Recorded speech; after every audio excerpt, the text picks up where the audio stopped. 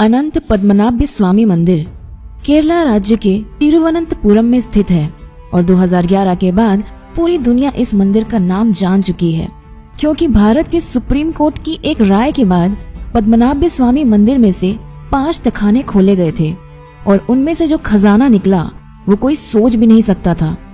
पद्मनाभ स्वामी मंदिर कब बनाया गया था वो सही से पता नहीं चलता, पर पहली बार इस मंदिर का उल्लेख किया गया था 300 BCE यानी आज से 2300 साल पहले, और ये मंदिर भगवान विष्णु के 108 दिव्य देशम में से एक है। Farmer IPS officer mister TP सुंदर राजन के 2009 में किया गया पिटीशन पर 2011 में सुप्रीम कोर्ट ने एक आदेश दिया कि एक एक्सपर्ट टीम पद्मनाभ स्वामी मंदिर के तहखानों को खोलेंगे और वहां पर मौजूद मूल्यवान वस्तुओं का निरीक्षण करेंगे।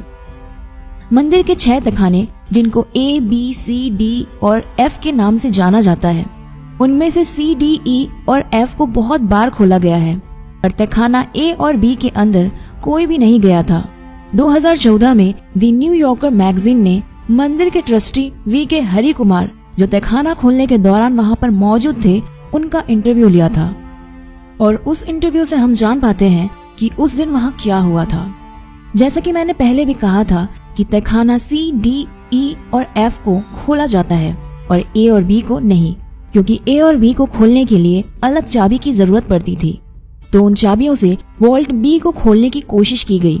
चाबी से पहले वॉल्ट B के बाहर की लोहे के ग्रिल को खोला गया, फिर उसके बाद एक लकड़ी से बना दरवाजा खोला गया और वो एक एंटी चेम्बर में पहुंचे और उस एंटी चेम्बर में तहखाने में घुसने की कोशिश की, और एक दरवाजा उनको मिला जो कि लोहे का बना हुआ था और बहुत बड़ा और मजबूत था। उसे खोलने का कोई रास्ता नहीं था, ना कोई ताला ना कुछ। तो फिर उन्होंने ध्यान वॉल्ट A की तरफ दिया। वहाँ भी वॉल्ट B की तरह पहले लोहे की ग्रिल, फिर लकड़ी का दरवाजा और फिर एक एंटी चेम्बर मिला, पर यहाँ लोहे के दरवाजे की जगह में जमीन में रखा था एक बड़ा ग्रेनाइट पत्थर का स्लैब। बहुत देर बाद बहुत कोशिश करके उस पत्थर को जब हटाया गया तो उन्होंने देखा कि नीचे की तरफ एक सुरंग जैसा है जहाँ सीढ़ियां भी हैं और वहाँ घना अंधेरा था और एक बार में एक ही आदमी जा सकता था। फायर ब्रिगेड की मदद से ऊपर से सुरंग में ऑक्सीजन पंप करने के बाद आर्कियोलॉजिस्ट एक एक करके सुरंग से नीचे गए, और वहाँ जाने के बाद उन्होंने जो देखा वो देख के कोई भी आदमी पागल हो जाएगा। जो थोड़ी सी रोशनी ऊपर से आके सुरंग से गुजर के तहखाने में घुस रही थी, उससे लगा कि जैसे अंधेरी रात में लाखों तारे जल रहे हों। पूरा तहखाना हीरे जवाहरात सोने से भरा हुआ था और 15 लोगों को पूरा दिन लग गया उस तहखाने का सारा खजाना ऊपर लेकर जाने में।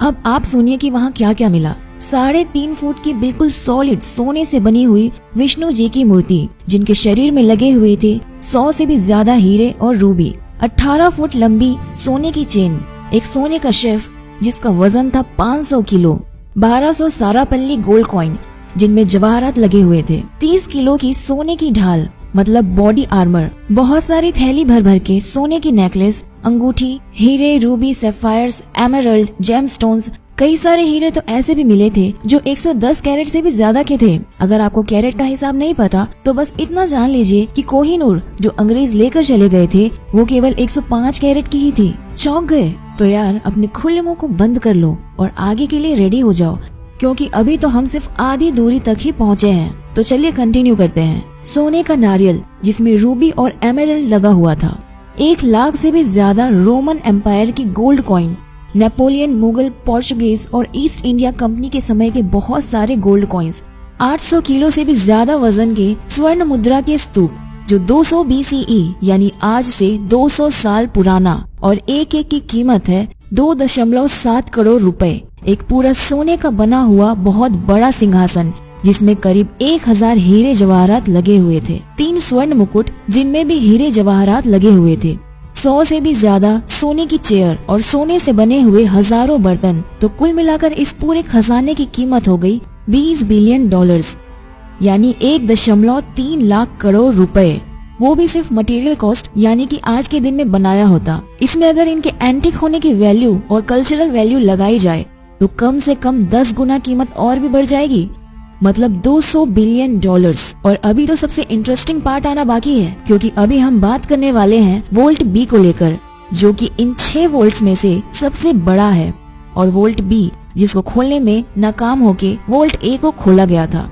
तो हमने देखा कि वोल्ट बी के दोनों दरवाजे से अंदर घुस के भीतर के एंटी चेम्बर में जाकर उनको वो लोहे का दरवाजा मिला जिसको खोलने का कोई भी उपाय नहीं था।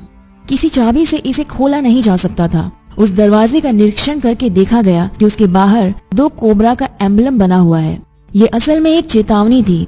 जो इस एम्बलम को जानते हैं उनका कहना है इस एम्बलम का इस दरवाजे पर होने का ये मतलब है कि दरवाजा नागपाश यानी नाग बंधन से बंद किया गया है और उसे खोलने का एकमात्र उपाय है गरुड़ मंत्र का जाप। कोई महर्षि जो गरुड़ मंत्र का सही उच्चारण कर सकते हैं, बस वही इस दरवाजे को खोल पाएंगे। बल प्रयोग या फिर किसी और तरीके से उसे खोला नहीं जा सकता था, और अगर किसी दूसरे तरीके से खोला गया तो भयानक अमंगल के लिए सब तैयार रहें।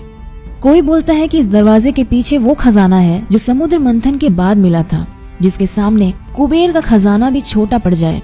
तो कोई बोलता है कि इसके अंदर कुछ शेष नाग पहरे दे रहे हैं। जो भी हो, एक बात तो तय है कि इस दरवाजे का सांपों से संबंध है, और जिसमें सिर्फ सांप का एम्बलम ही नहीं बल्कि असली जिंदा कोबरा की भी एक अहम भूमिका है।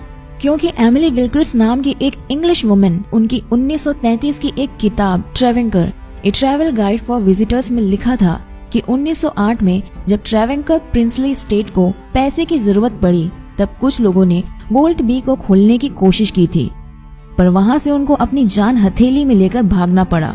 क्योंकि जब वो वोल्ट के बाहर एंटी चेम्बर में पहुंचे तो उन्होंने देखा कि वो जगह कोबरा से भरी हुई थी।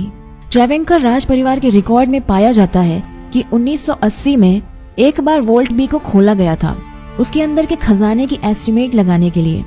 एस्टिमेट को सही समझे तो वोल्ट बी में 1880 में 11,000 करोड़ यानी 1.9 बिलियन डॉलर का खजाना था, और तब से लेकर आज तक का यूरोपीय इन्फ्लेशन, सोने हीरे जवाहरात की कीमत बढ़ना, सब फैक्टर लेके हिसाब करें तो आज के दिन में उस खजाने की कीमत होगी 50 लाख करोड़ रुपए यानी 780 बिलियन डॉलर्स। और फिर उस पे एंटिक और कल्चरल वैल्यू लगाया जाए तो वो बढ़कर बन जाता है 500 लाख करोड़ रुपए, मतलब 7.8 ट्रिलियन डॉलर्स। और अगर ये 500 लाख करोड़ का नंबर आपको कंफ्यूज कर रहा है तो फिर इससे कंपेयर कर सकते हैं आप कि भारत सरकार ने अभी हाल ही में PSU बैंक को रिकैपिटलाइज करने के लिए जो पैकेज की घोषणा की थी वो 2.11 लाख करोड़ की थी।